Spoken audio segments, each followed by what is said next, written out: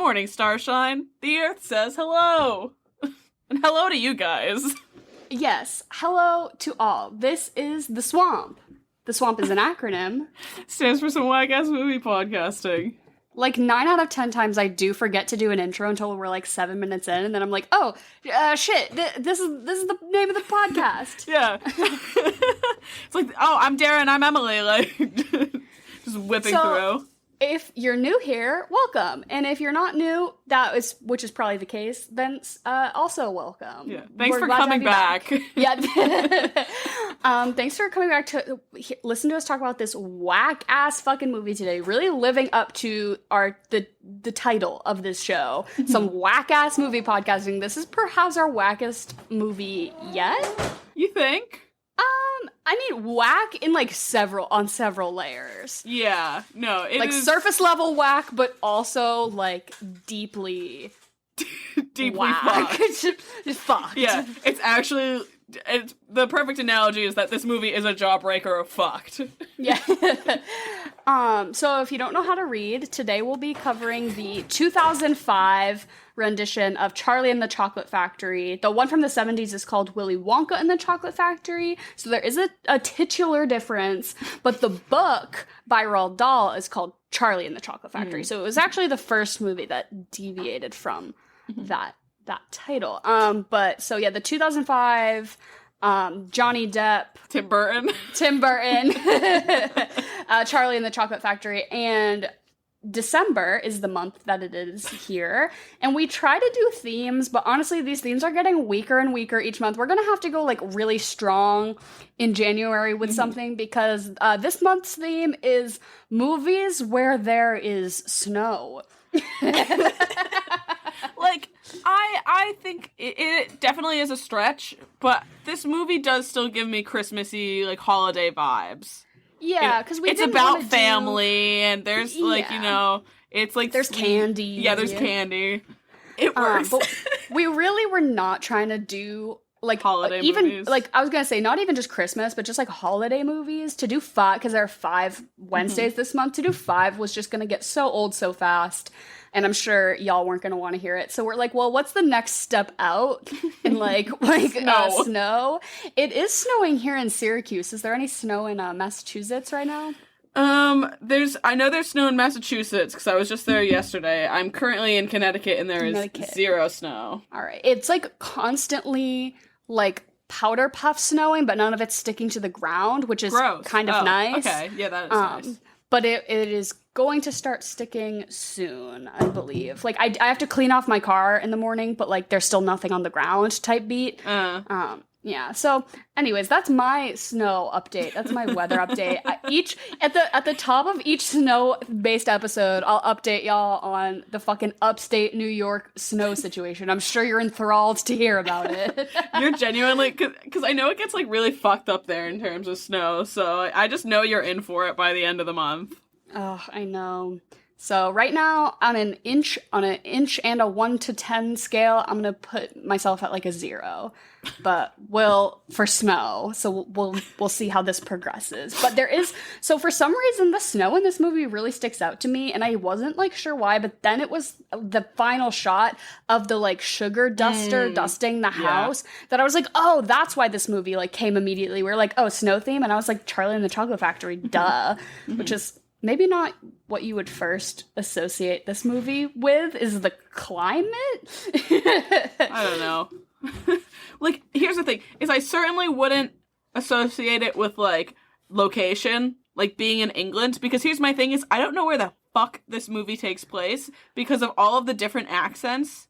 Yes, okay, date-wise, time-wise, location-wise, makes no idea. No fucking sense, and I think that must be on purpose, but it's all the buckets have English accents, right? So you're they must be in London or something, right? Let's just greater UK area. But Willy Wonka, American.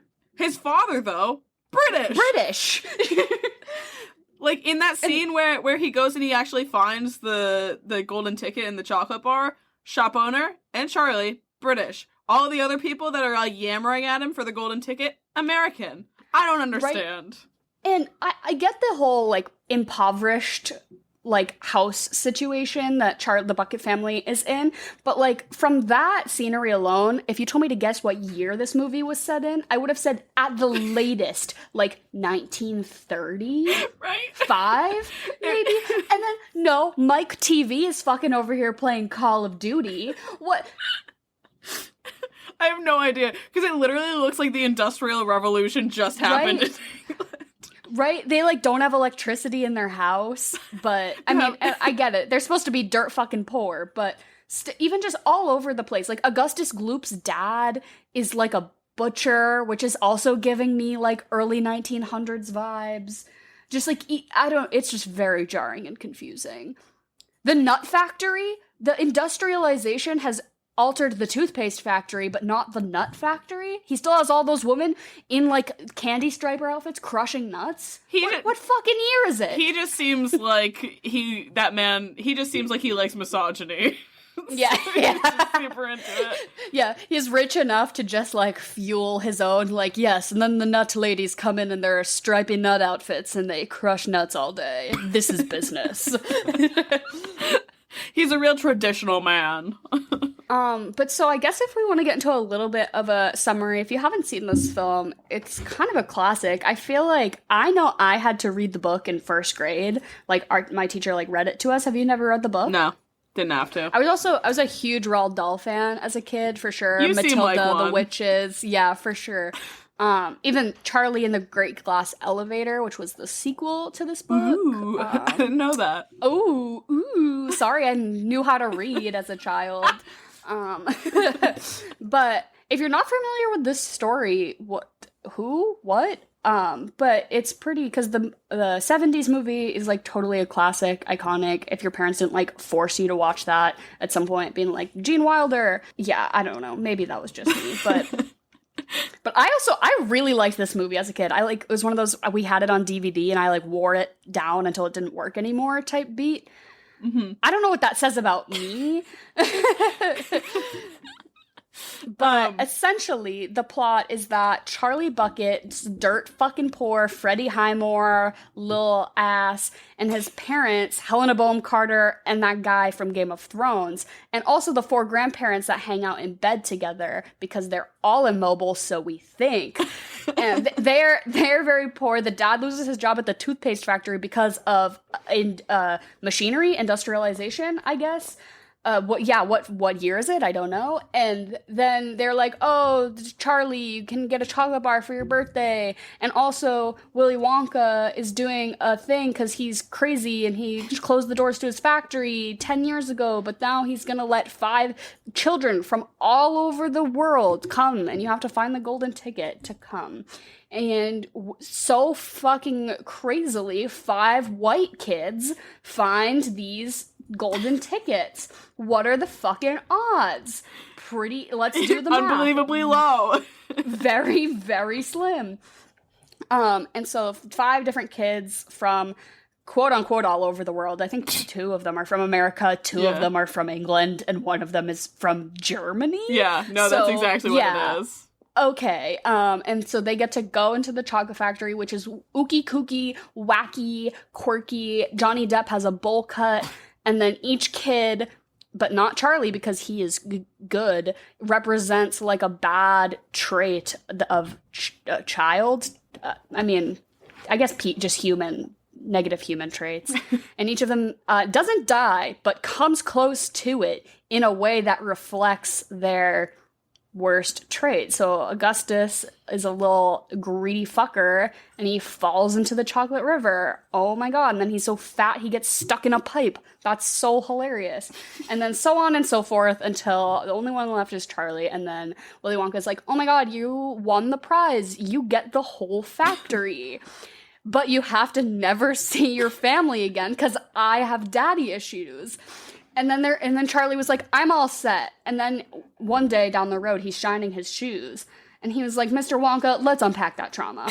And he says, let's go visit your dentist father and let's just talk it out. I will mediate. I will therapize this session. And then they go he gets his little cavities filled, and his dad, fucking Christopher Lee. I want to say Christopher Plummer, but he's even older. I was like 2 steps off. But Christopher Lee is the dad, weirdly, a dentist dad. And then Johnny Depp makes amends, and then they become business partners. He becomes business partners with a child, and suddenly the Bucket family can afford steak. The end. Can we just talk about how incredibly emotionally intelligent Charlie is for like a 10-year-old? Right? Yeah. Is he supposed to be 10? I don't know. I'm just guessing.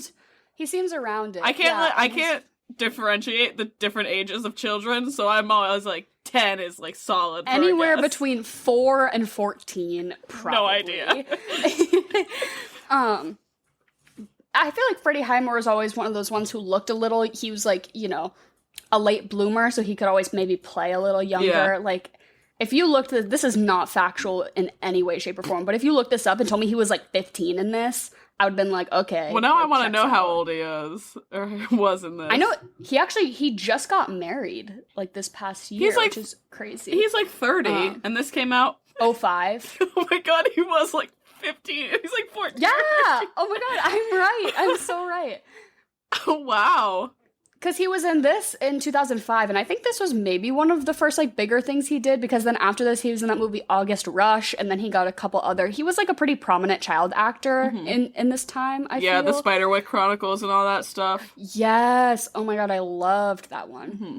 I feel like him and Anna Sophia Robb, who plays Violet Beauregard, are like the same flavor of child actor, right? Like she's hitting Bridge to Terabithia, he's hitting Spiderwick Chronicles. They're doing the most, and then they like are kind of stable as they grow up. Like neither of them ever were like in the tabloids being unhinged or anything, right? Yeah, I feel like they both like kind of like settled down too a bit. Like since then he's done like The Bates Motel, and now he's like doing The Good Doctor and all that shit. Yeah, I was gonna say, I know he's the good... I've never watched that show, but I feel like I see cable ads for it all the time. I guess good for Freddie Highmore. Yeah, fair enough. I hope he's doing all right. I think he's doing just fine. Oh yeah, he is like weirdly emotionally intelligent, because he is like, first of all, if I was given a factory and they're like, never see your family again, and I was 10, I would have been like, bye. No, maybe that's not true. I appreciated and loved my family a lot, but still, most 10-year-olds I feel like would be like, he didn't even, I'm out of here. He didn't even have an ounce of temptation. He was like, nope, not gonna happen. Like, do you know, like most 10-year-olds would have to like make like a pros and cons list at the very least. And also the way he like shares the chocolate bar with his, they're like, this is your birthday gift, you get one a year, and they're like, you don't have to share it, and he's like, it's my gift and I'll share it if I want to. And I'm like, that's something that most adults would not even do. No, exactly. That kid has the soul of like a 60-year-old man. It's probably because he's grown up around just the oldest people, the 4 Guinness World Record holders of the oldest people alive in order. Can we, because one thing I know that a lot of people talk about, can we unpack Grandpa Joe really quick? Oh my god, the Grandpa Joe controversy. Fuck Grandpa Joe, all my homies hate Grandpa Joe type beat is like the biggest commentary on this movie ever. And yes, the motherfucker just, I will say though, everyone's like, he could have been working and he was just sitting in that bed, but I'm like, the fucker's still like 90. Just because he can stand for a little bit does not mean that this man should be on the job. Give him some credit. He does a little dance. But this is like perhaps the best news he's received in several decades. Yeah. So I would get a surge of endorphins and do a bit of a jig as well. I'm not a Grandpa Joe apologist because fuck Grandpa Joe, but yeah, I will say he really just gave no ounce of effort into leaving that bed until it suited himself. Here's the thing, is that I'm the same way. So I can understand. But also, yeah, it was the whole thing of, like, just because he's 9, like, he can move doesn't mean he can be working. That man breaks a hip on the job, he's done. Yeah, right? But also, I feel like Willy Wonka should have employed both Charlie and Grandpa Joe, because Grandpa Joe had a lot of insights about the candy industry. You know, let's not leave out the older generation's voice. They're probably some of the largest spenders, the largest spending generation on something like that. We can leave them out when it comes to politics, but definitely not candy. Yeah. Grandpa Joe does not have the right to vote, but he does have the right to decide the next flavor of Cadbury Cream Egg. Exactly. I love the dynamic between the four grandparents, and I think it comes through definitely a little bit better in this movie. I think you can definitely compare the two. But I think Johnny Depp in an interview said once, he said, it's not a remake of the movie, it's a new adaptation of the book, which I really like that answer because it's true. There's a source material and I think it's doing new things with it. And I don't think it should necessarily be compared because to me, the 70s one is like, it's the Gene Wilder show, you know? Yeah. And it's just like him being fucking amazing for the duration of the movie. And I think this one maybe tells a more deep and comprehensive story. I will say some of the little side quests and little flashbacky bits do not do it for me. I just want to know why on earth Tim Burton said, you know what this story is missing? An absurd amount of daddy issues.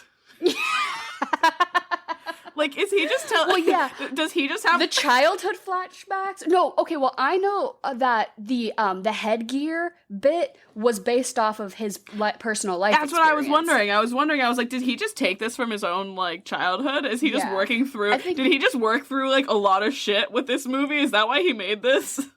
Right? So I don't think it's quite the daddy issues, but I know that, like, wearing big headgear as a kid and, like, feeling very alienated because of it was a thing that happened to Tim Burton, so that's why he included it in the movie.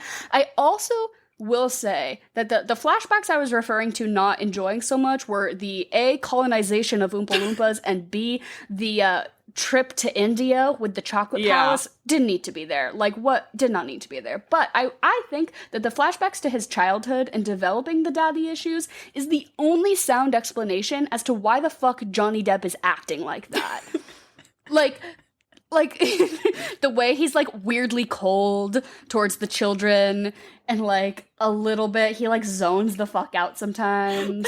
Like the clear displays of mental illness had to be a choice that needed to be explained. Yeah. And I think it checks out. To me, I'm like, well, thanks for letting me know why the fuck this behavior is happening on my screen. Like, what comes with those, like, little bits and pieces, too, with the flashbacks are some of the funniest lines in the entire movie as well. Like, the whole, like, he had one part where he was like, I'm sorry, I was having a flashback. And I'm like, I'm gonna take that for myself. And then somebody's like, does that happen to you often? And increasingly. Like, increasingly. Yeah. I was just like, yeah, true. Me, I've been like staring at the same spot of lint on the ground for 45 minutes. And somebody's like, hey, are you good? Sorry, I'm just having some me time in my brain. Yeah, but no, Johnny Depp is absolutely insane in this movie. Like, it's one of those things, and like, say what you will about him, whatever, I'm not gonna get into the whole bit. But, like, that man's range is just insane. Absolutely incredible. I also think the trope of, like, directors who always use the same actors kind of thing, I think that this is an example of how it really can be a benefit, because I think a lot of Johnny Depp's best work has been with Tim Burton, and I think maybe working with somebody you know so good allows you to, like, push your creative, you know... boundaries maybe a little bit. Also with Danny Elfman, I know, doing the soundtrack. The way Danny Elfman popped the fuck off on this soundtrack, as he does with every film. But when Tim Burton says, I'm doing something a little ookie kooky, he said, who do I call? Oingo Boingo. Yes. I say it every time, but Danny Elfman put his whole pussy into this. Right? Especially with all the Oompa Loompa dance numbers. Oh my god. Each one with the genre altering just slightly to fit the different, and the production design in this movie. I will say this movie is fucked, it's racist, it's questionable, but the production design, there must be something said for Yeah, it. well, I mean, it was not that excuses No, any of the no, bad it things doesn't. about it, but I'm watching this movie and in my head I'm like, this is super fucked up, but it's pretty to look at. Right? It was like 2005, and like how it looks is gorgeous.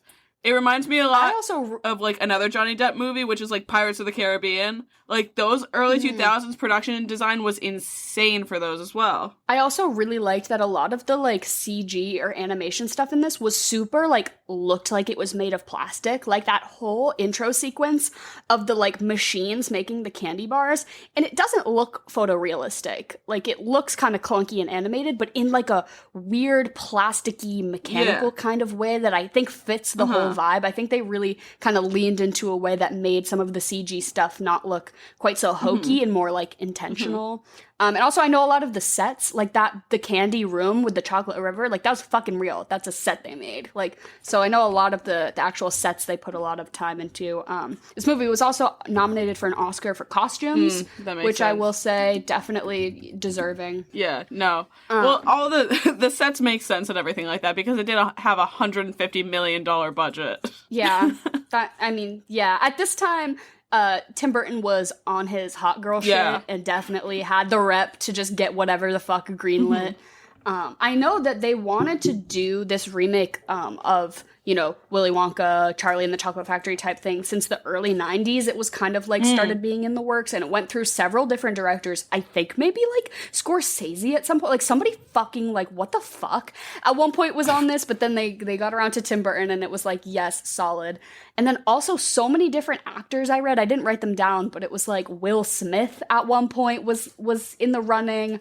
I know Brad Pitt I think he's listed as like an EP on this, as he is in every movie because he just like funds every movie. But Brad Pitt was gonna be Willy Wonka at one point, and they were like, I don't really know. But then eventually, obviously, the combo of Johnny Depp and Tim Burton. You just keep forgetting his name today. Yeah, I mean, he doesn't deserve space in my head. Fair enough. You know who does deserve space in your head though?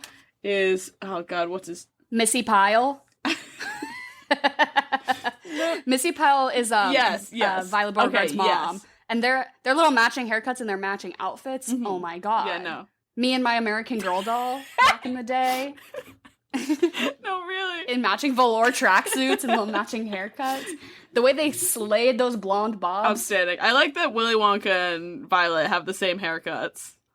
But no, the person that I was going to give a shout out to is Deep Roy, who plays Deep Roy the Chocolate Boy. who plays every single one of the Oompa Loompas. He did so much for this movie. An outstanding amount. Yes. Choreography. He learned to like actually play instruments, singing, anything. So I know Danny Elfman does all the singing dubbed. So he was, because I know that they like did that, but he took all those dance numbers. He did every one of those shots individually. Each dance number sequence had to be done several hundreds of times, and they bumped his pay up. Like, I would halfway fucking through the movie hope, because they realized they're like oh fuck, they like bumped it by like $1 million or something. Like he was not getting paid a ton to be in this, and then they were like, oh, this is the vision actually, and you're gonna have to do this dance number 100 times in a row, so like you can have $1 million more. It's what he deserves. But he's actually he's a really interesting actor if you go and read about him. He's done a ton of like stunt work stuff and a lot of like puppetry type stuff, as I think he's like 4 feet tall maybe. And they digitize him to look much smaller as an Oompa Loompa. But he, for the Star Wars movies, was a stand-in for both Yoda and R2-D2. Really? Like, he was just like on site to like do any sort of getting in there and moving shit around. He's uncredited, I think, in 2 of them, but then on the last one they give him like, stunt credits or whatever. But if you look at his IMDb, he's literally been in so fucking much. And I think this is the first thing that he really was like at more of the front. Like he was less of a background thing and more of like, that's fucking Deep Roy being every Oompa Loompa. He carried this fucking movie. I'm gonna say him and Danny Elfman should just do like a visual album together, and then that I can just forego the rest of this movie, to be honest. I just want Deep Roy doing 100 dance routines over and over to Oingo Boingo music. It's just so right. Oh my god. Yeah, no. I do feel bad because he was in a lot of very offensive scenes, and he was the face of a lot of really offensive shit in this movie. Yes, I mean, certainly a way you can compare it to the original movie, I guess. And also, I know the book went under some criticism at one point for having, I think, 1 or 2 lines that refer to the Oompa Loompas, like, basically being, like, little brown people. And I think somebody, like, in the early 2000s was like, hey, we should probably cut that out. And so all the publishing houses, like, altered it slightly to try to make it a little less, like, racist or whatever in the book. But in the Willy Wonka and the Chocolate Factory, they're orange with green hair, which is, like, not great, but honestly not the worst, because at least it was kind of, like, whimsical, question mark. Now they just straight up were like, you know how we're gonna explain this one? Colonialism. Literal imperialism and slavery. They're like, Johnny Depp is gonna fuck around and use his white privilege to literally enslave and be a white savior to a race of people obsessed with chocolate, which is just, like, so incredibly stereotyping and horrible. And I cannot believe that the fact that statistically the impossibility of all 5 of these children being white is not even the most problematic part. Like, the fact that everybody of color in this movie is used as a prop, and that's not the worst thing. About, like, the fact that they just put it at the forefront and are like, we're gonna make problematic statements about it now. Like, oh my god. I don't think I've watched this movie as an adult in quite a while. I think, you know, I've seen it probably in the past couple of years, but really watching this and being like, oh my god, I'm gonna have to talk about this for an hour. I'm like, it cannot go unaddressed that this movie is so incredibly racist and fucked up. And I think it's really the prime example of when people kind of make those statements about Tim Burton, saying like, oh, you know, never cast diversely, whatever. Like, this is the example in which you did include it and you just made the worst fucking decisions of, like, how to represent. It's sickening. Yeah, no. Having fucking Johnny Depp crawling through the jungle to find, like, this indigenous people and being like, oh, come work for me. Like, Jesus Christ. For free. Also, the way he's like, oh, but I'm giving them a life that's better than the one they had at their home. I'm like, that's literally what people used as the, like, reasoning for a literal slavery. Yeah, no. It's just incredibly fucked up. I'm glad Deep Roy got that check, though, you know? I'm glad Deep Roy, the chocolate boy, did his dance moves and got that fat check and then moved on, because at least some good potentially came out of this. But I even just hate how, like, the shopkeeper is black, and there's just, like, a couple, and you could tell it was probably like, look, I'm adding diversity, but they're all, like literal prop characters. It's just, he's so... Tim Burton's fucked. No. And I'm glad, I mean, I'm not gonna say I'm glad he got canceled, but I'm glad people are talking about it, because I think it needs to be said for a lot of directors who are, like, at the forefront of, like, Wes Anderson. Let's fucking talk about for real. Diversity in casting. Like, let's call people out for their shit, because that's the only way anything's ever gonna change. And I know this movie was made in 2005, but it's still no fucking excuse, because Tim Burton is still doing this shit, so... Yeah. And he's gonna keep doing it. Send a strongly worded email to Tim Burton at spooky.com to let him know that his shit is fucked. Tim Burton, you are not invited to this podcast. Yeah. Even if you were on your knees we would never. I would say there will not be an Edward Scissorhands episode for you, sir. Even though I was thinking, this is the second, so we did Beetlejuice, so this will be the second Tim Burton movie we cover on the pod. And then it's also the second, it was something else. It'll come back to me. But I was like, oh, we're 2 for 2 now. On something else. Oh, Danny Elfman. Yeah. No, many, because we did 50 Shades of Grey, and that was Danny Elfman as well. Did you bring that up in that episode? Did I know that? Yeah, I did. It's so weird. It's like such a random, like, rogue trivia fact. Good for him, I guess. Jesus Christ. Oh, but so I really do like that this movie, I feel really represented, you know, not only as a white person do I feel incredibly represented in this movie in more ways than I can count, but also as a person with mental illness. The 2 ways that my mental illness would manifest in this situation is either that A, I have infinite expendable resources and I become Willy Wonka. I do something fucking crazy. I become a recluse in a chocolate factory, and I set up a big marketing scheme to like get children to kill each other to try to like compete in the candy Hunger Games. That kind of mental illness, yes. And then the second kind is when you have no resources, and it's when you lay in bed all day with your 3 friends. Two sides of a spectrum here. Right, yeah, right. When you're broke AF and all you can afford to do is eat soup and lay in bed, relatable. Sounds like a great time to me. I just mean, like, why are billionaires, Jeff Bezos, boring? What is he doing with his money? Getting a divorce? What would I be doing with $8 billion? Building fucking chocolate factories? I think it's a great idea. I could see you thriving there, especially with your marketing experience. Right. I would say, though, I do not like the capitalist drives in this movie. I know Willie never says he does it for the money, but the way he's like, I'm gonna like use this whole golden ticket thing is like, it's clearly just a big ploy to get his business booming again. He's probably facing some recent losses. He doesn't pay his workers anything, though, so that clearly can't be an issue. Here's my thing, is that I just think he has the insatiable urge to just murder children. And that's also relatable. No. Every time I get a bob haircut, I do a thing where I grow my hair out to my butt and then I chop it to my ears, and then that's just like my personal cycle. And when I do the chop, I'm always like, am I Coconut Head from Ned's Declassified, or am I Johnny Depp Willy Wonka? Because those are just the two. If you get a little short, if you have brown hair and you do a little short bob and it's like stick straight like that, it's like Dora, Coconut Head, Willy Wonka. You have 3 options and that's it. Yeah, no. The one thing I will say that, like, he does that is honestly seems like something that's, like, realistic for today's billionaires is that man most certainly has built a nuclear bomb. Did you see... Did you see that fucking room full of quote-unquote fireworks and all that shit? Those were explosives. Those are machines of war.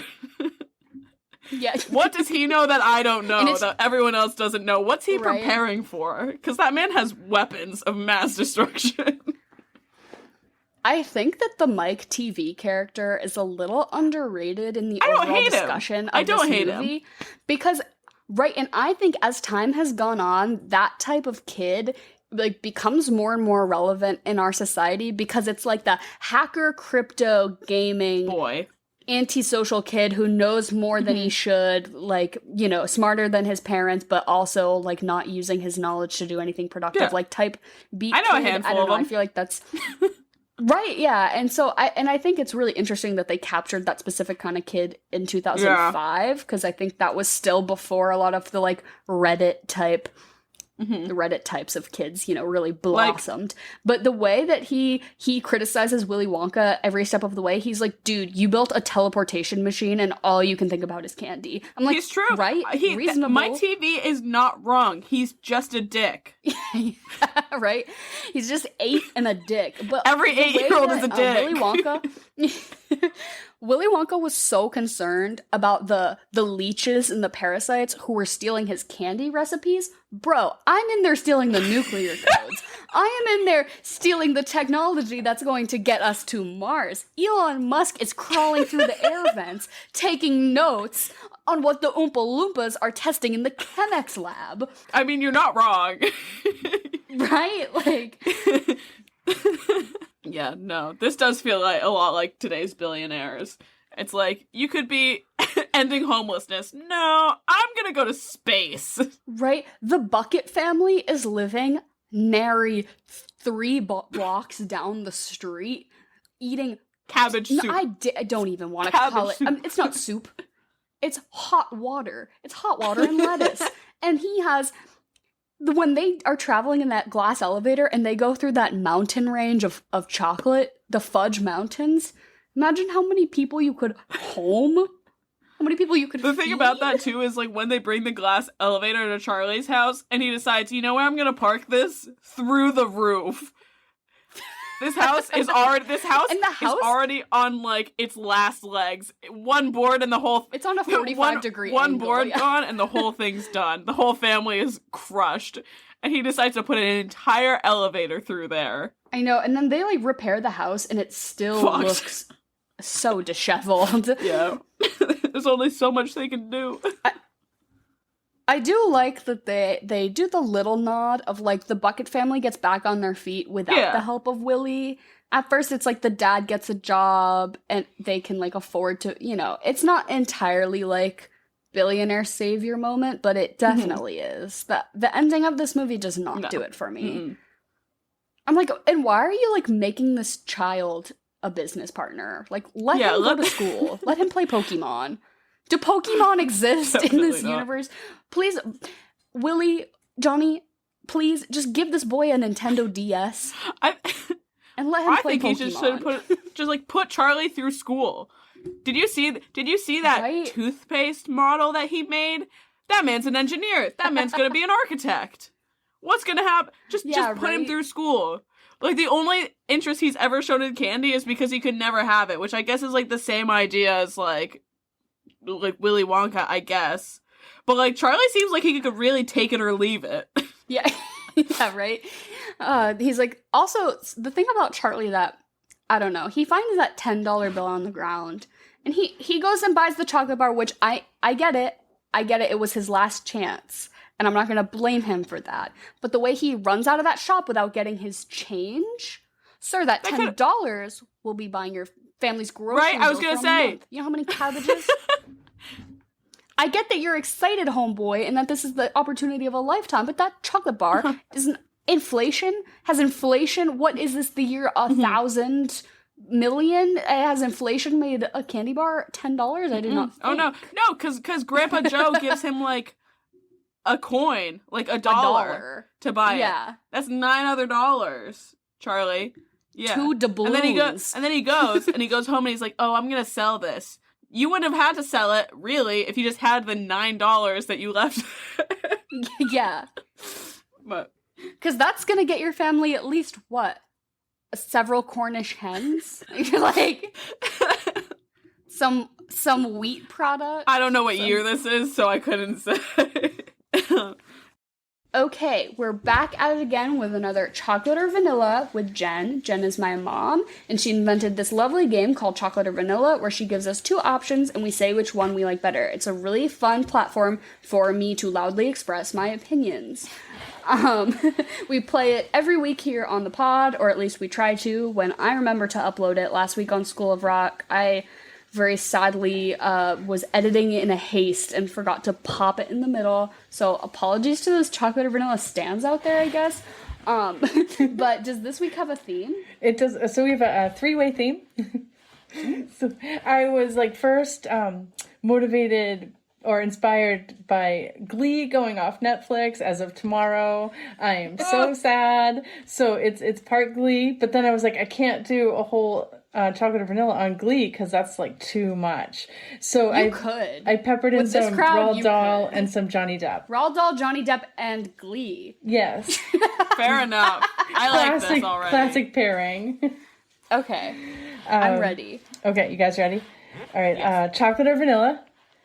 Chocolate. Vanilla. Chocolate. Chocolate, vanilla, or strawberry? Chocolate. I'm gonna go for strawberry this week. Fruity. I'm gonna go with strawberry too. Outstanding. Okay. Klain or Finchel?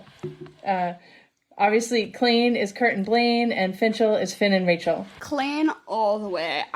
Anything involving Rachel Berry is a hard no from me. She's fucking irritating. Exactly. It's kind of like when the main character of the show is the worst character kind of thing. And I think after a while, she really cannot be considered to be the main character. Mm-mm. It's very much an ensemble cast situation. Whereas Kurt and Blaine both have their flaws, but as a unit, I was always a fan, so I will go with Klain. Yeah, no, fuck Rachel Berry. All my homies hate Rachel Berry. She sucks. Dara put it very nicely. So I cannot root for her in any sort of capacity. I support Finn when he... does he cheat on her? Yes, he does with Santana. Yeah. Yeah, no, Yeah. I would course. I would also cheat on Rachel Berry with Santana. With literally any member of the Glee Literally cast. any of them. So With I'm, Mr. Shu, I would, and he's the worst. Yeah. So I'm gonna Klain for sure. Yeah, me too, Klain. I would ship Blaine with anybody. All right, BFG or Matilda? Matilda. I wasn't a huge fan of the new BFG movie, but I know we're not just going on movies, but like BFG and Matilda are both pretty good books, but the Matilda movie I think is one of the greatest films ever made. So I have to say, as like a book movie duo, I think the book to film adaptation was flawlessly done, so I will say Matilda. Yeah, Matilda's just one of those comfort movies. It's one of those ones too, like if like I'm at home and I'm like channel surfing and Matilda's on, it stays on, kind of thing. So she's got the directorial debut of Danny DeVito. Exactly. How could Nonetheless. it be bad? Outstanding. So definitely Matilda. Yeah, I would say Matilda for the sweep. Also, I love that Rusted Root song that they sing. Yeah, it's a good song. It's a good song. Yeah, good soundtrack. All right, so for the who's your favorite Glee DC multiverse character? Grant Gustin as Sebastian Smythe or Melissa Benoist as Marley Rose? Because we know that they are the Flash and Supergirl. Okay, really interesting. I only know this through osmosis of my own household, that nobody watches these fucking CW Marvel shows except for my parents. So The Flash and Supergirl are only on air because Gary and Jen tune in every week. So you're welcome, the CW, I guess. But I guess I'm gonna have to go Marley Rose / Supergirl, because, I don't know, feminism wins this round. I'm gonna go, what was the guy's name? The Flash. Grant Gustin, who plays the Flash. Yeah. He's the the mean warbler, Sebastian. Yeah, I'm gonna go with him, just purely for the, what is it? The Michael Jackson cover that him and Santana Yeah, Dirty do. Diana. Yeah. No, not Smooth Dirty Criminal. Diana. Smooth Criminal. Smooth. Yeah, with Yeah. the cellos. Yeah. Strictly for that. So good. Yeah, very good call. Good call. One is really, really, really hard for me. This whole chocolate or vanilla segment is just Jen really going through her personal struggles with having to choose different Glee characters. All right, I will go Supergirl.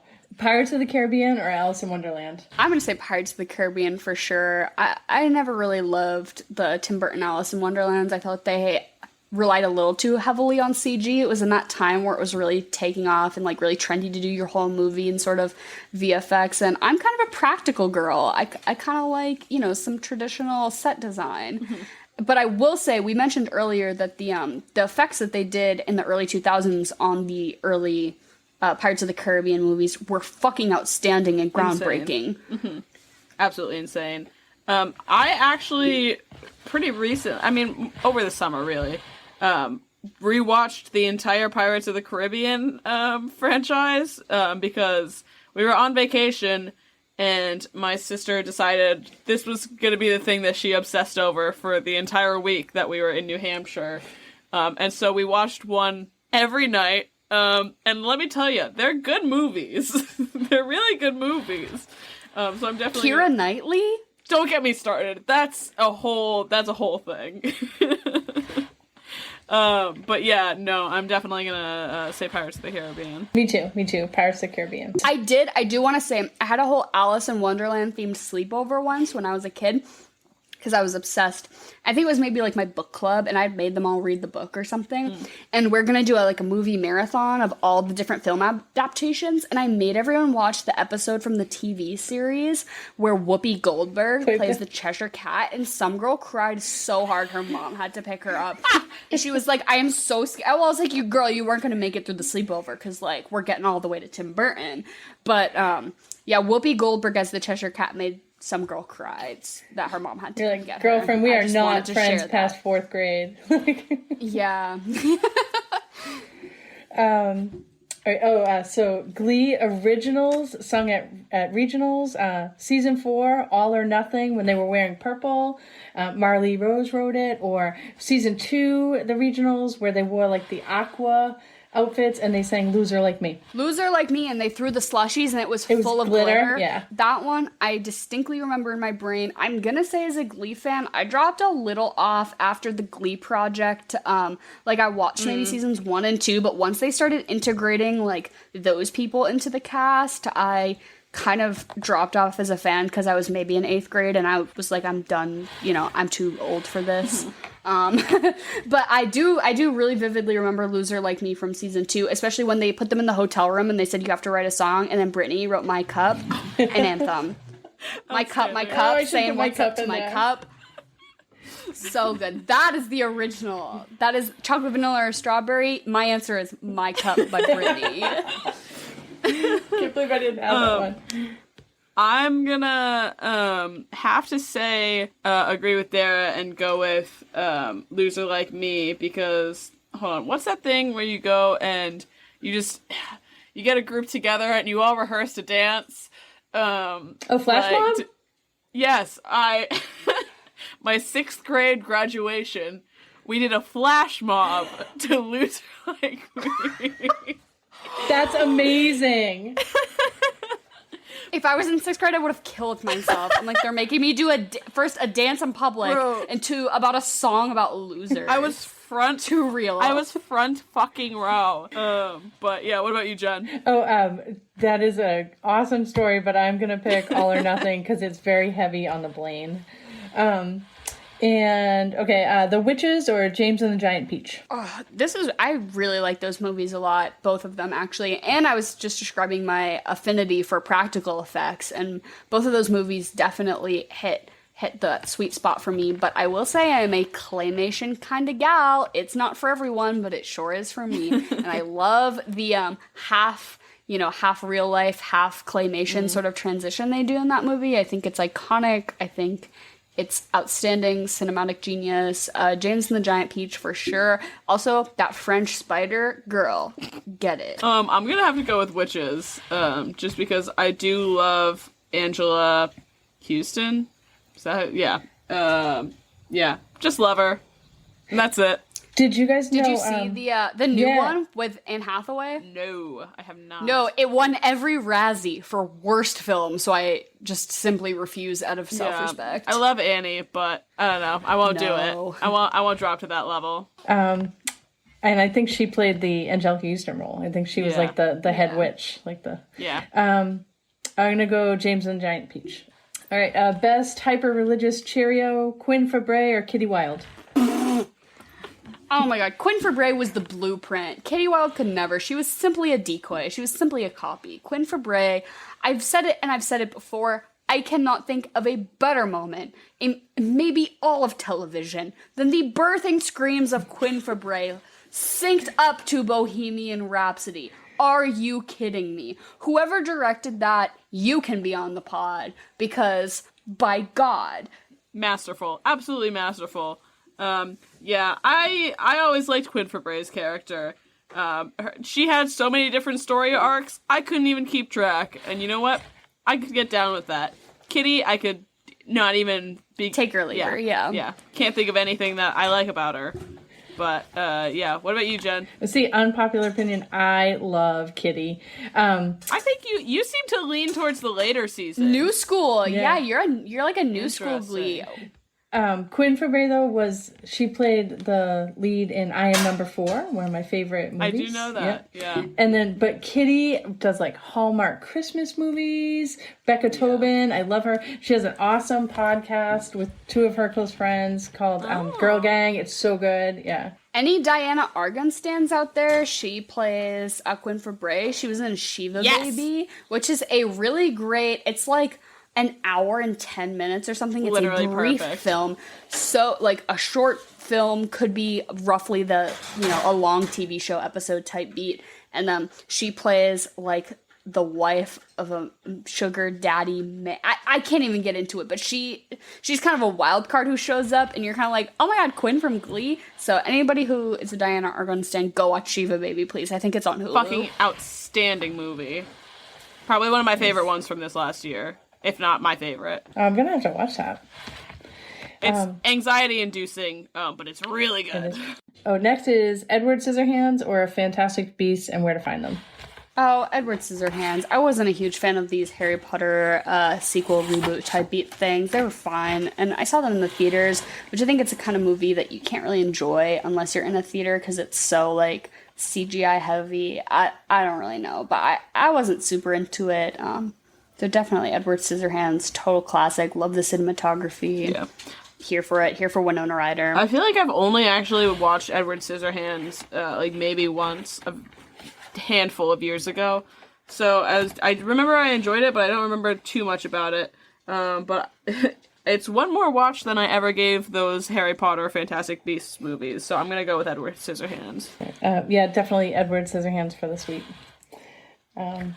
Okay, Kurt singing a stripped-down version of I Want to Hold Your Hand in Season 2 for his dad, Bert Hummel, or Kurt singing a stripped-down version of Blackbird when the Warblers mascot Pavarotti died in Season 2.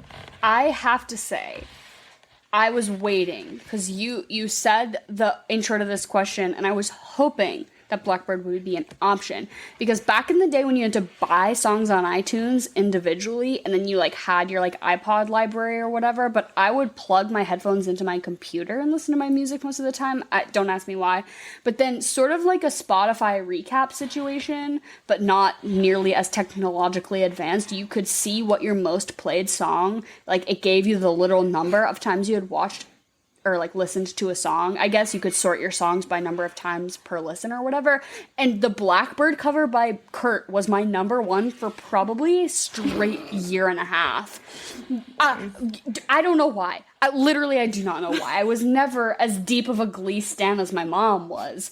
But I just was so into, I don't know, I guess I liked the Beatles, but also I liked Glee, so this was the perfect, like, culmination of the two of them. Literally, it had, like, 3,000 more listens than, like, any other song in my library. So I simply have to say. As a certified Beatles stan, this is a tough question, but I will say the Blackbird cover just does it right. Just does it right. The other one's really good, but something about that Blackbird cover. Dara, I get it.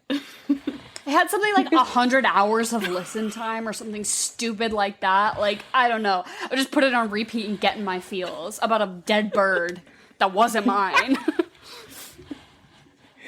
I'll take Blackbird for this week. Next one, Fantastic Mr. Fox or the original Willy Wonka from 1971? Ooh, okay. This is pretty tough. I think I'm gonna have to go. I mean, I feel like a class traitor or something by saying Fantastic Mr. Fox, because I do think the original Willy Wonka is like a really important piece of historical cinema that I think we should all like respect. But I will say, like, on a personal level right now, if you like, we're having a movie night, what do we want to watch? The original Willy Wonka or Fantastic Mr. Fox? I'd probably pick Fantastic Mr. Fox just on like personal aesthetic viewing pleasure. I don't know. So I guess I would probably go with, I love claymation. We know it. We've heard it a million times. I'm a claymation kind of gal. Yeah, no, it's just one of those things, like, I've definitely seen the original Willy Wonka like a handful of times and everything like that, and it's great. But if I like want to be entertained and just like put a smile on my face, I'm gonna put on Fantastic Mr. Fox. Okay, you're really reassuring me because I feel like they made us watch that movie every year of elementary school. Like K through 6, I was forced to watch because they were like, look at how amazing and classic this movie is. Also, I feel like we had to read the book maybe a number of times. I don't know, but I feel like maybe was this not ingrained into the like cultural upbringing of every other child in America? Let me know in the comments, in the DMs. Please DM us about your like personal Gene Wilder Willy Wonka experience. I really want to know about it. I'll go with the original Willy Wonka. All right, last one. Saving the best for last, by the way. Jonathan Groff as Jesse St. James in Glee, as King George in Hamilton, or as the voice of Kristoff in Frozen. Easy. He's my favorite villain.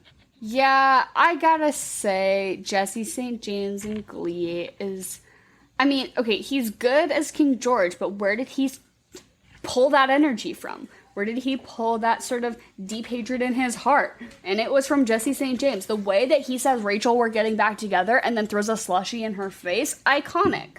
Simply, he's the bully of all bullies. And the way that he tugs on her strings and ties the knot and is the puppet master here, simply, he added intrigue and interest to the show when it started to dip a little bit. I think he was a good character that they introduced at the right time.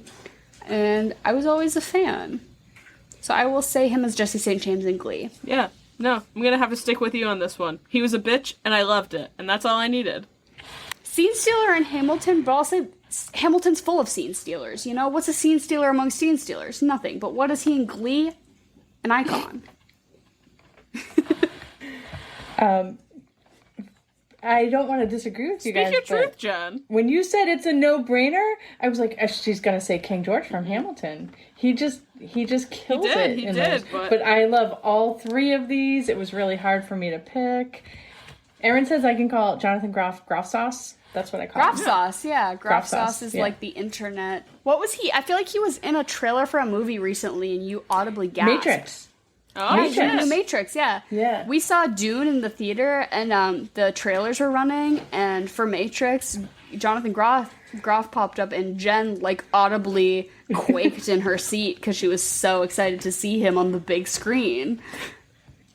I'm surprised you could hear me because those two elderly gentlemen next to us were speaking so loudly.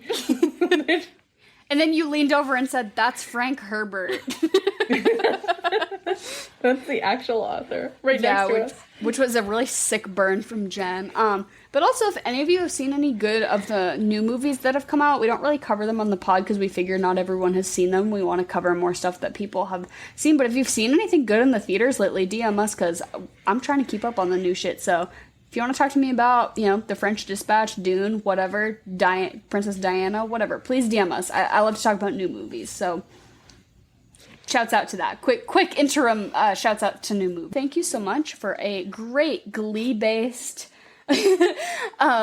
chocolate or vanilla segment. I will have to shout out my brother-in-law, Nick. He listens, and he said to me over Thanksgiving, he was like, yeah, I was listening to the pod, and Jen said Community or Glee. And I just thought to myself, there's no way this isn't a sweep for Community.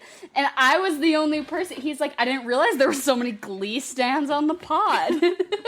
So we're alive and well. Yeah, this is a Glee. I wouldn't call myself a stan, but I've certainly seen it, But Here's what it's you a missed on Glee-informed podcast. I'd call myself a Glee apologist.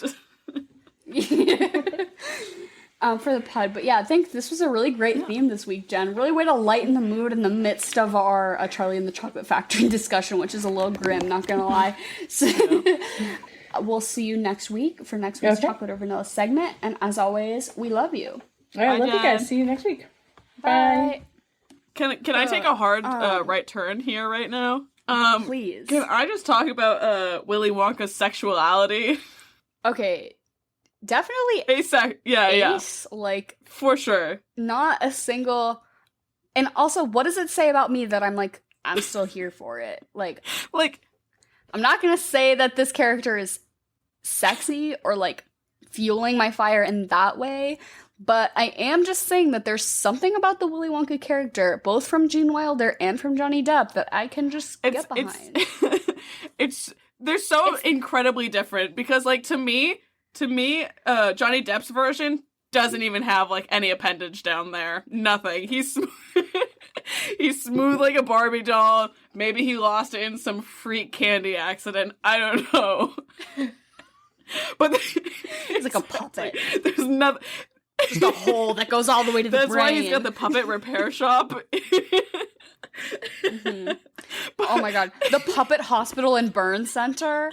That, I'm gonna say, a comedic, whoever wrote that line, like, I hope you have several awards on your shelf, because whoever came up with the joke of having a puppet hospital and burn center, you can be on the podcast. You are more than welcome. You and Deep Roy can be on the pod. But like it's so weird because, like, this version of Willy Wonka, nothing going on. Like, really, like, he's not nothing. But the Gene Wilder one, he's Gene a Wilder. freak. Fox. Fox. That man lays pipe. It's just, we've discussed this in the past. It's the Exactly. somersault. It's the introductory somersault. That's Have just... we discussed this in the past? I think it was in a chocolate or vanilla with Jen, and you and I were both like, yeah, fuck, marry, kill, fuck Gene Wilder. He does a somersault. Really sexy. Bro, if someone introduced themselves to me with a somersault, my pants would be across the room. Oh my goodness. I know that like a lot of critics, like when this movie came out, like commented and even addressed to Johnny Depp in interviews. They're like, yeah, dude, why are you acting like Michael Jackson? No, right? That's the exact same vibe that I got. And it's like, I guess now, you know, in 2005, that comment was not quite so poignant as it is today, as we know that Michael Jackson was a literal pedophile. But in 2005, I think that was really an astute observation from the critics of this movie, because he is acting a little a little like, it's so weird because like his character hates kids too is the thing.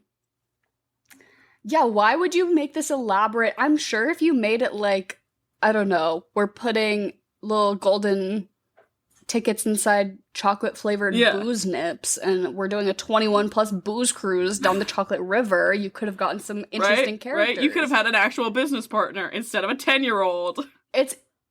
You're right though, it's because he wants to kill them. Exactly, It's because he wants to murder them. He loves, the minute he sees these kids and who's coming to his factory, he's like, oh, they're so fucked up and flawed, I'm gonna love it. He's relishing in the fact that these kids are monsters. Which kid do you hate the most, though? Because I have very strong feelings about all of these kids. I'm gonna say Veruca Salt just because I think, I don't necessarily blame her for being a product of her environment. I more hate her parents for, you know, being that way and having a kid who ends up being that way. But that kind of person will never change. Like somebody like Violet, you know, might, as she gets older, kind of realize that you don't have to be rude to other people when you're being competitive, kind of thing. And, you know, Augustus Gloop is just fat. That's really fat phobic, you know? We can't blame him for being a little glutton. Chunky glutton. That's a child. Yeah. That's what a child is. He really is. Right, yeah, if given all the resources of all that candy, I too would have a romp. I too would stuff my face. I simply cannot blame him. And then I've spoken my piece about Mike TV. I think he's all right. I mean, would I like to meet him in real life as he grows up? If I, you know, ran into him at a bar and he's talking about why we should invest in cryptocurrency or some shit like that? No, that is a male manipulator. Yeah. Hold on. I want to take a minute though to talk about Augustus Gloop and just the journey that he went through up that pipe, because the human body cannot withstand the pressure of that tube. That man, that child should be. He has several broken ribs. He should be in a million different pieces. Like the other thing, like if he's not absolutely destroyed by the pressure, it's the lack of oxygen in the tank, which is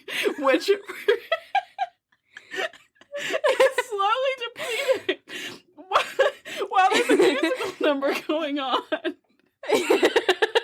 His head should have exploded. It should have popped like a little pimple. Just brains everywhere. Because you're so right. And also, even as a kid, I remember thinking, so he goes under and he gets sucked up the pipe, right? And there's a solid amount of chocolate that gets sucked up before him. The rest of the chocolate continues up the pipe, but he stays. Due to science, that should not happen. He should have drowned. That little fucker should have suffocated and drowned. This is a lot like what is it in our Heathers episode where it's like Veronica's standing 4 feet away and like does not get blown up or anything like that. I need someone with a degree in like physics to explain how on God's green earth this could possibly happen. Or come up with a workbook. I think you could really kill at Barnes and Nobles if you come up with a little, for homeschoolers, a little notebook. that are like math and physics problems surrounding the near death of every child in Charlie and the Chocolate Factory. Like, theoretically, how would we get Mike TV, down to miniature size? How, maybe explain why that is unfeasible. Why is Augustus not dead? That is also unfeasible. All of these children should have been gone in an instant. Yeah, Violet. I think the only one is I think Veruca Salt falls down the garbage chute, which is not maybe at all not so bad. But they also, so he's like, maybe she fell and is just like stuck at the top, so you could go snatch her out. And the dad's like, okay, I'll go try. We know this is not the case. We would hear her screaming.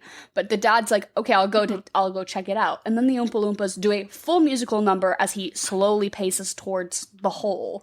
And in this process, they throw like a 10-pound fish. I'm like, if she was stuck at the top, she's impaled with a fish bone.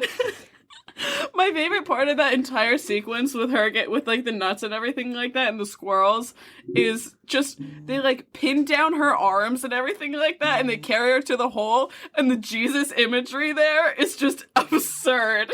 She looks like she's about to be crucified. Crucified. Oh my god.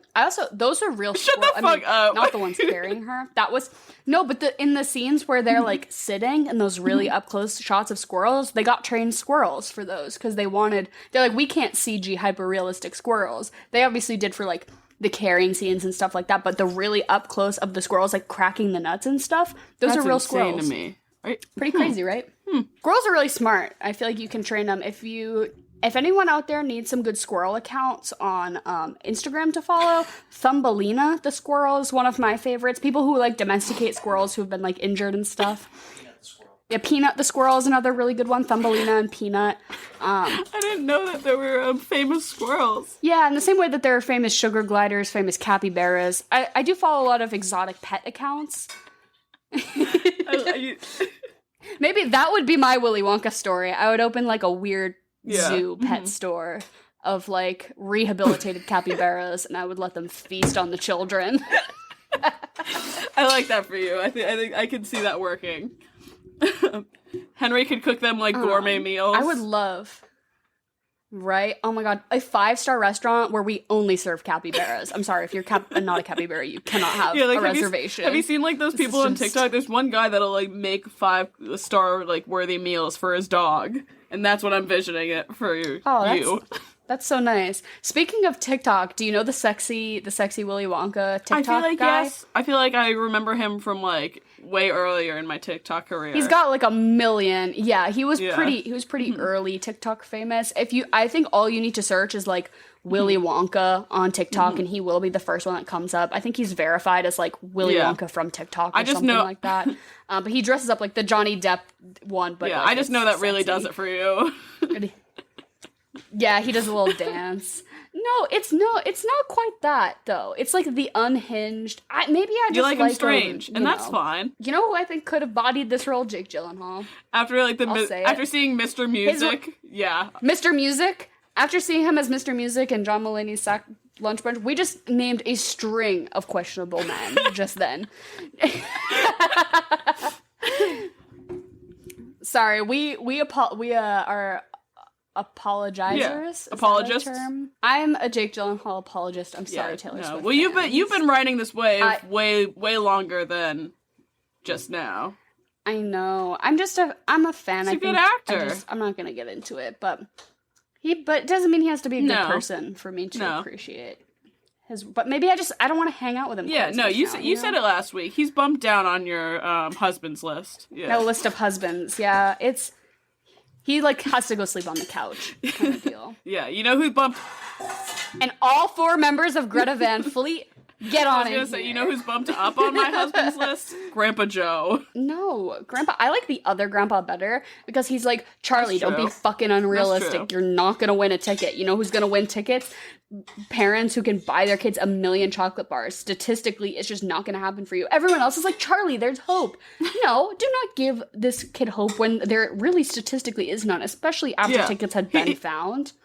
by two other kids who live on the same He's a continent realist. as him. I can respect that. And I like that. And even at the end, he still loves his family, but he was just being that's real. fair. He was just being real about it. Also, his wife has so much dementia, and he still I do love loves his her. wife. Grandma Georgina. Love it. I love wilding.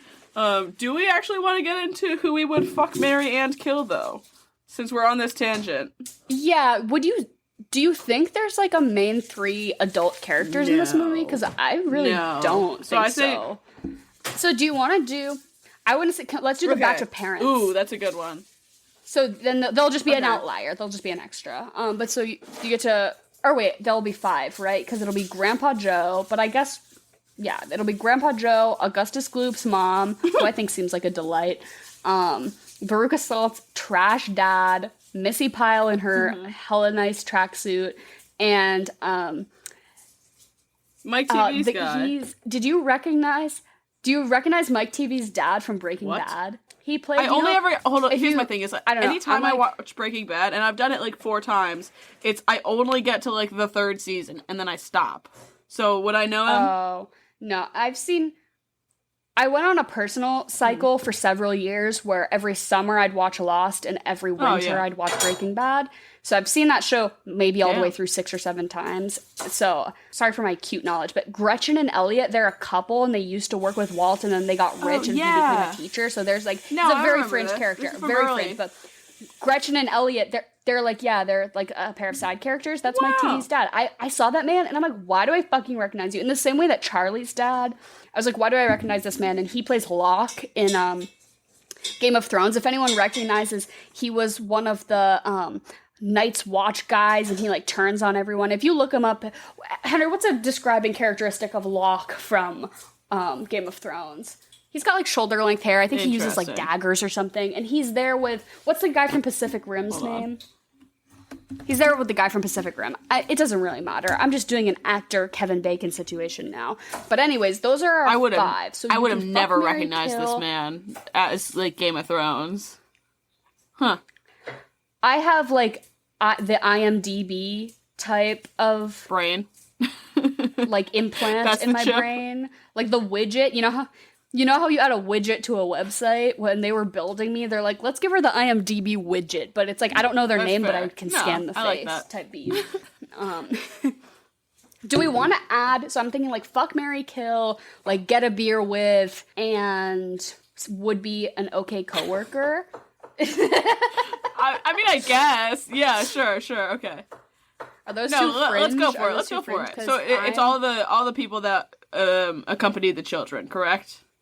Okay. Yeah. Okay. The 5 like parental figures. I am going to marry Grandpa Joe. It's like when you adopt like a senior dog. Like give him like a really good last few years. Yeah, I'm gonna marry Grandpa Joe, even though he does still have a living wife. I will be a home. Mm-hmm. She would be very accepting. Yeah, you could be like their caregiver. I'm down for that. I'm gonna marry Grandpa Joe. I'm gonna obviously kill Veruca Salt's dad, because the whole yeah, exactly. Eat the rich. He's a massive misogynist. I couldn't do. Yeah, the world would be better off without him. I agree. Who am I gonna fuck? And maybe being an orphan would teach that girl some manners. You know what? Trauma builds a person. But I'm gonna fuck. Who am I thinking? I'm gonna fuck. I guess Veronica. No, Violet's mom. Oh yeah. Mom. Yeah, Missy Pyle, hot in this movie. Hot. And then who would I would want to get a beer with? Augustus's mother, for sure.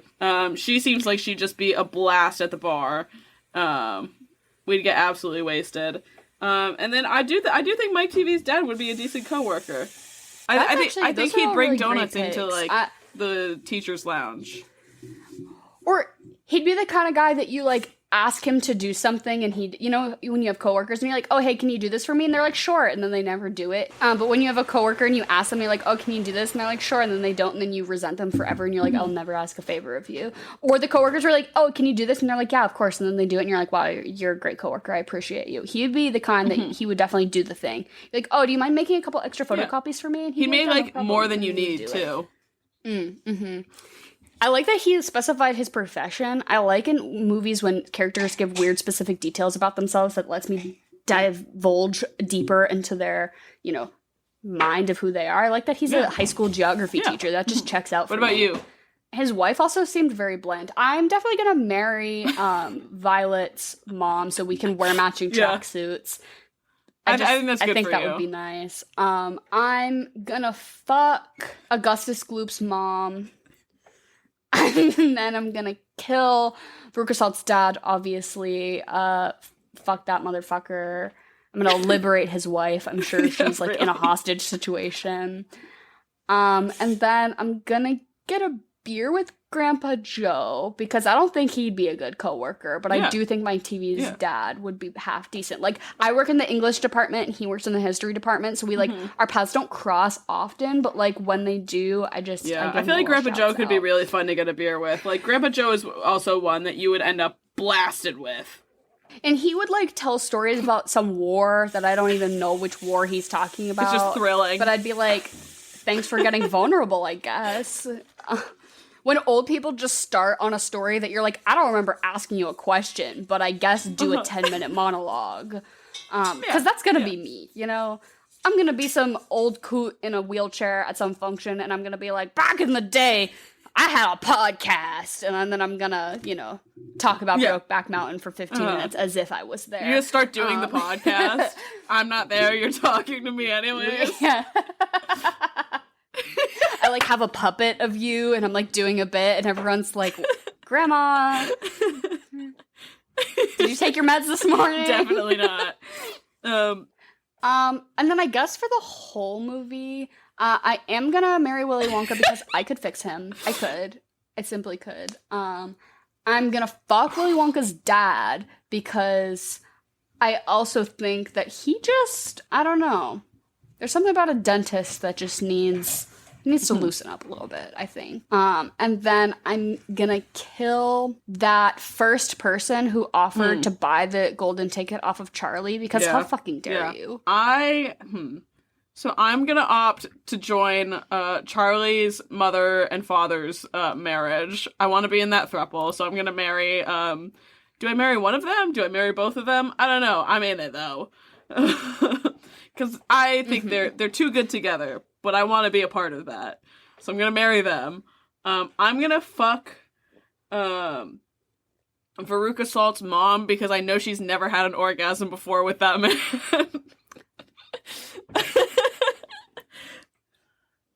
No, she fucks the true. pool boy. You're right. Come You're on. right. You're right. Or like the maid or something, But I appreciate your valiant effort. You're always so selfless with these fuck choices. Christ. And I'm gonna kill Willy Wonka, honestly, because and you're gonna leave me exactly entitled to because he's throne. He's enslaved to the an throne. he's And enslaved an entire people. As his wife, I am going to liberate the Oompa Loompas. That is This is step the whole one. plan. No, There will be no prenup, and I will are gonna be have to liberating kill the Oompa Charlie Loompas. though after this. Yeah, I just hope That's fine. you're ready to get your hands dirty because I can kill Willy Wonka, but you're gonna have to kill Charlie. I want this to be, I guess, Squid Game spoilers ahead, so skip like 30 seconds, but I want this to be like a Squid Game situation where we get into the deep archives and we find out that Willy Wonka is an eternal being who does this like every 80 years and he kills all the children and it's his like personal secret fucked up little game and then every time he presents it the world has just kind of forgotten about it. I mean, you're not wrong. I could definitely see him being like an eternal being. Right? Yeah, and like, every 100 years he selects the 5 children who will be the sacrifice to fuel his eternal flame. Yeah, I think you're onto something. This was actually Tim Burton's original idea. It's just got scrapped. Yeah, and they said too dark. But too and dark. honestly, most importantly, is what would you eat and drink with this film? Yeah, so I think candy's a little too on the nose. And honestly, this movie does not Really? make me crave a sweet. Like, I see it and like maybe I just wasn't personally in the mood at the time, but I'm like, this movie kind of like makes me feel that way you feel when you like chew metal near your cavity, you know? Like it's Sorry, gluttonous. did you say gross, chew metal you know? near your cavity? Yeah. Is that not a universal experience when you like get the little twinge of metal that you have in your cavity when you're chewing something that's metallic? I was so confused as to what you were saying. I was like, do you be chewing on metal? Yeah, no way. Like a piece of tinfoil or something. You're chewing on a log of tinfoil, and then it gets near your cavity, and it feels a little bit funny. Because I always carry a wad of tinfoil with me. Sorry, I have pica. Sorry, I like just want to eat things that are inedible. I'm like craving cement mix. I feel like English food, like England as a whole, is not really known for its cooking. Particularly, but I think like a hearty meat pie, like something that would really turn the Bucket family right. Like at the end, they have that like nice roast, and that I'm like, I'm hungry for that, you know, like a Cornish hen, a nice little vegetable medley. I do think this like a pork pie, like a meat pie. Get something like not necessarily quintessentially British, but it like feels a little fringe British. Okay. No, that's fair. Because, I don't know, this movie does not make me want candy. I simply don't want it. I think that, reversely, though, if you do want to go the sweeter route, I would say for your drink, you could do, like, a spiked hot cocoa. Yeah. So, you could do, like, you know, a nip of your... I like Frangelico, I like Amaretto, Bailey's is okay, you know, any of those sort of dessert-based liquors, and you can put it in your coffee or your hot chocolate. Yeah, I think I was on a similar wave, because movie. one of the ideas that I had was, like, I mean, I guess your liquor of choice and, like, eggnog sort of thing, because if you're watching this, I do think it's good, it's decent around the holidays, and I think like, for me, the angle that I came at it, I'm like, okay, I'm watching this sort of, like, getting closer to Christmas time, so I'm going to take a bit of more of a holiday stance. So, like, for me, I don't want to say, like, Fireball and eggnog, but it's not bad. Yeah, something in eggnog. You can also... Exactly. Some eggnog comes alcoholic. So, yeah, an alcoholic... But, yeah. A nice dessert drink. I feel you. I want a fire my going other while I watch option, this my other movie. thought was That's the way I feel. do a whiskey sour. Ooh, okay. Because I was definitely leaning into the sweets thing more a little bit, and it's not like the sweetest thing, but like a whiskey sour I feel like is good. And also, I need something strong if I'm watching this movie. For this, let's forego alcohol. You have to do fucking hallucinogens to watch this movie. You have to smoke fucking crack before you watch this movie to feel at the level it is attaining. Or to I think bring you to. I think you could also do, if you wanted to get like really crazy about it, like get and like do the whole absinthe drip and all that shit. But I thought you were going to say if you want to get really crazy with it for the food preparations, you could do the stages of the gum. Oh, so that's a great idea. Tomato soup. Right? She gets tomato soup, and then she gets roast beef with baked potato, and then she gets blueberry pie. So even just one of those, I think, especially because she blows up as the blueberry at the end, eat a meat pie and then a blueberry pie. Do a double pie night. My suggestion was definitely not even close to on that level, but like I said, I'm taking the holiday stance. One thing that sticks out for me is, do you ever get those big tins of popcorn, and they have, from like Boy Scouts, and it has like the three different flavors of popcorn in it and everything like that, and it's like caramel corn or like regular, and then like like a cheddar one or something like that. That, at least to me, sticks out. Yeah. And then I'd say, like, if you wanted to like do your favorite candy kind of thing, like do like a popcorn and candy kind of thing. Yeah. Yeah, so easy. I wasn't reaching. I wasn't reaching with this movie. Load up from the. Yeah, same. I think there's a lot to work with. It's because it's like a food. It's a food-based film. And so then, what would you follow? This up I only with? have one recommendation. And it is, like I said before, Johnny Depp has an insane range. And a movie that is still rather wacky, but on a different side of things. Maybe not too far off, but I say you watch Fear and Loathing in Las Vegas. Ooh. Yeah, because that's definitely a big 180 from this performance, for sure. Also based off of a book. So you can do like Johnny Depp movies both of based these off movies of make novels. you feel like you're on drugs. Nice. So. True. Yeah. Switch from like, so this movie, you do like absinthe and LSD, and then Fear and Loathing in Las Vegas, you do like whiskey and crack. Yeah, that's your pairing like the for these transition. movies. What about you? Yeah. So I was really leaning into the sort of ominous, timeless nature of the setting of this movie, and it's like quite like the costumes, the technology, the way people speak, it's just like all quite not lining up. And I say you watch the Jim Carrey Series of Unfortunate Events movie.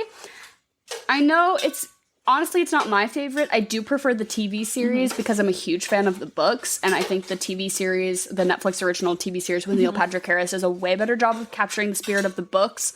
If, you know, totally different conversation to be had there. But this gives me the same kind of like early 2000s. We're doing something a little kooky. We're doing like a, you know, quirky main male mentally ill character involving children type beat. Yeah, no. Situation also maybe but the specific thing though is that movie also is like everyone is dressed like they're in the Victorian era, but then like somebody drives up in a car and like has a cell phone, and it's just where like, are we? What the fuck is going on here? Yeah, where are we? When are we? And also, yeah, like vaguely British, but also American type, like weird tomfoolery happening there. And I just feel like those two movies came out kind of in a close range of time, and I associate them as like being next to each other in my DVD book as a kid. If anybody out there also had like a little, was there a name for those? Like a little book that you put your I know what DVDs you're in talking those little about, but I have plastic no idea if slips? there's a name for them. I think my parents still have, I had one made of denim, and it had a little pocket on the outside. It looked like a pair of jeans. It was very cute. I had that one, then I had a Spider-Man one. And they hold all of our DVDs, and whenever the power goes out now, it's like very handy to have like all of the Lord of the Rings movies on DVD, because you're like, yes, we have an entertainment thing. The generator can run, not the cable. at the very least. No, you're It's right. good to have DVDs. Very true. You know, revert back to tradition. But yeah, Series of Unfortunate Events was my only suggestion. I guess maybe also either you can go Freddie Highmore or Anna Sophia Robb in the way of you could watch Spiderwick Chronicles or Bridge to Terabithia. Both very like whimsical from 2000 and whatever energy. Child actors who are like not horrible, like weirdly. And what would you rate this movie? I'm going to give this movie a 4 out of 10 because all four of those points are basically for like production design, Deep Roy doing the music numbers, and like Danny Elfman's work. And other than that, I think although this movie is like fun to watch, it makes me too angry to give it anything above a 5 because I'm just like, why? Like, why? It does leave a bit of a bad taste in your mouth, to say the least. And that is definitely saying the least. No, I'm sitting at a 4 as well with you there. Yeah. Because it's wacky, and it's certainly like a memorable part of my childhood. Like I remember watching this movie as a young kid and thinking that the visuals were like, how did they do this? After this, I don't need to watch this movie maybe ever again. Maybe for like another 20 years. I don't know. Right. It's one of like, it's gonna have to dissipate from my memory, and then I'm gonna be like, that's a weird one, huh? Let's put it on. But yeah, I think I was probably an early teenager the last time I watched this, and now I'm in early 20s. So let's give it until I'm like 34, and then we'll come back around to it. I know it'll only have aged worse. Yeah, right. So thank you everyone for listening. We have a giveaway. Oh, yes. Oh, yes. Okay, last week we asked all of you what song you'd want the band from School really of Rock good to play, ones. and we got some a lot of amazing answers. All of you who said All Too Well Taylor's 10-minute version, I just like huge shouts out to all of you. And then also we got a lot of people saying Olivia Rodrigo songs, which was also a very funny answer. Okay, I took a little screenshot, so give me a second to I love whoever said Judas by Lady Gaga. Just hearing Jack Black do the ew. Okay, roll a number between 1 and 25. 1 and 25. Oh my goodness. Ladies and gentlemen, you're really showing up for these. All right. 18. Okay, Adam L. Cook, who said WAP, which is a great answer. Okay, Adam L. Cook, WAP, great answer. You've won our giveaway. I'll be mailing you some stickers and whatnot. We try to do a giveaway every month, even though most of our merch now is through a distributor, which is super cool. So if you want to check it out, it's on the link on our website, but it'll also be in the description below. It's also on Etsy. That's like the platform we put it out on. So if you want to just go on Etsy and search the Swamp Podcast, it'll probably come up. But we've got t-shirts, mugs, stickers, lots of cool stuff. Also, not all of it is like Swamp specific. Some of it is just fun, like designs related to movies. So as the holidays are approaching, if you have a friend who loves, I don't know, Sister Act and smoking weed, you can get them the Dream Blunt rotation tote bag or something like that. And then also keep your eyes peeled for the rest of the month. We'll be doing snow movies, but also we have something really fun coming up with a podcast from Australia. We made some pod friends. You'll finally get a guest who's not like my mom for once. We love Jen. Trust me. Jen, but it's exciting to have actual podcasters. So sometime later this month, we'll be doing a joint episode with the podcast 3 Tickets To. They're from Australia and they're really cool. And we'll be doing a Marvel movie little situation. So look out for that. But then for the rest of the month, we'll be just doing snow movies. So bear with us. Also, nothing's really set in stone yet, so if you have a particular snow movie that you're, like, really jazzed to hear us talk about, or if you can, like, find, like, the most niche, like, there's one scene in one movie that has snow in it and you want to tell us about it, like, please do, because we'll mention it, because I think that's just fucking funny. We're really grasping here. Yeah. Or if you have themes for the future months, we always do try to make our months a theme. So if you have theme ideas or movie ideas, please DM us. All of our social info is in the description below. We really appreciate all of you guys listening. I'm sorry we picked such a fucked movie this week. Honestly, it just was like Snow, Charlie and the Chocolate Factory. But then I was like, oh God, racism and colonialism. God, we're going to have to tackle some big issues this week. But anyways, thank you guys so much for listening as always. Yeah, and good night to all, and to all a good night.